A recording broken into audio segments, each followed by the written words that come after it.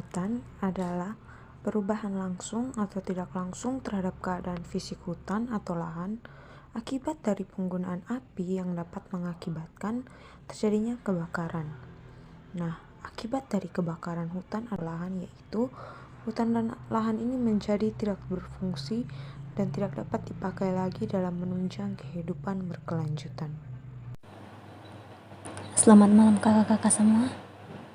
Di sini saya akan memberitahukan beberapa dampak buruk kebakaran hutan bagi kesehatan. Yang pertama yaitu memperburuk asma. Asap kebakaran hutan akan masuk terhirup ke dalam paru. Kemampuan kerja paru menjadi berkurang dan menyebabkan orang muda lelah dan mengalami kesulitan bernapas. Yang kedua yaitu menyebabkan iritasi mata dan kulit. Jika kita terpapar langsung dengan asap kebakaran hutan, maka bisa menyebabkan mata berair, peradangan, dan infeksi berat.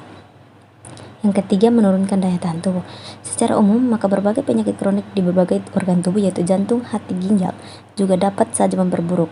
Hal ini antara lain terjadi karena dampak tidak langsung di mana kabut asap menurunkan daya tahan tubuh dan juga menimbulkan stres. Ditegaskan sekali lagi bahwa mereka yang berusia lanjut dan anak-anak, juga mereka yang punya penyakit kronik dengan daya tahan tubuh rendah akan lebih rentan untuk mendapatkan gangguan kesehatan. Mitigasi kebakaran itu ada dua jenis. Yang pertama adalah mitigasi non-struktural, di mana upaya untuk pembangunan fisik dengan memanfaatkan pengetahuan, tindakan, kesepakatan untuk mengurangi risiko, dan dampak bencana. Dalam mitigasi non-struktural ini meliputi yang pertama adalah melakukan pengawasan penggunaan lahan untuk pembukaan lahan secara ketat. Yang kedua adalah jangan membuang puntung rokok sembarangan. Dan yang ketiga adalah bagi yang berkemah segera mematikan kayu api bekas masak atau api unggun lainnya. Sekian dari saya. Oke, jadi baik, saya akan melanjutkan penjelasan untuk yang berikutnya. Namun sebelum itu, saya akan memperkenalkan diri saya terlebih dahulu.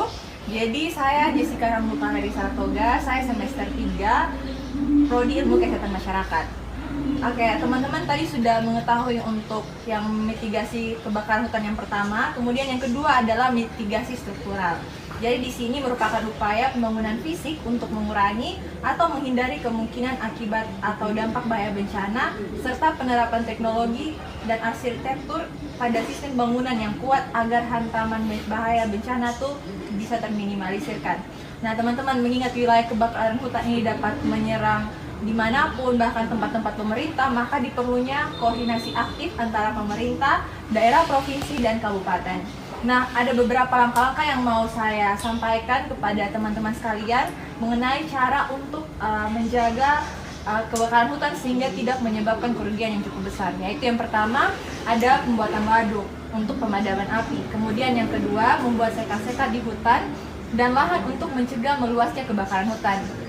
Kemudian yang ketiga, dengan menghindarkan pembukaan ladang dengan mengadakan pembakaran sebesar-besar.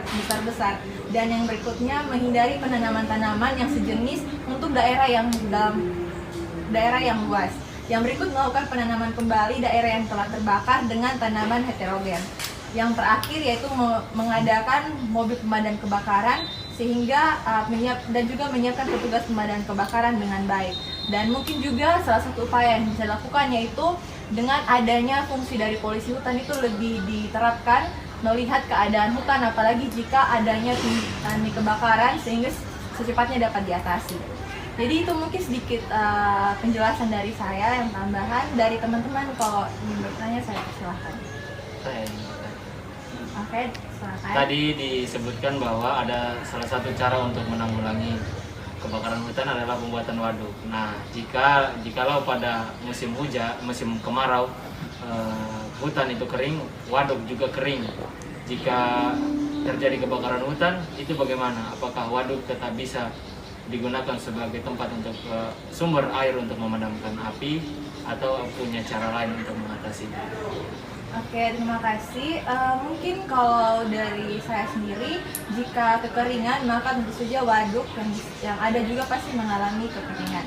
Nah, mungkin cara yang bisa dilakukan itu yaitu seperti yang tadi sudah dijelaskan pada poin yang terakhir, yaitu adanya penyediaan mobil kebakaran hutan. Sehingga nanti pada saat terjadi kebakaran bisa diatasi dengan pemadaman dengan mobil kebakaran hutan tersebut.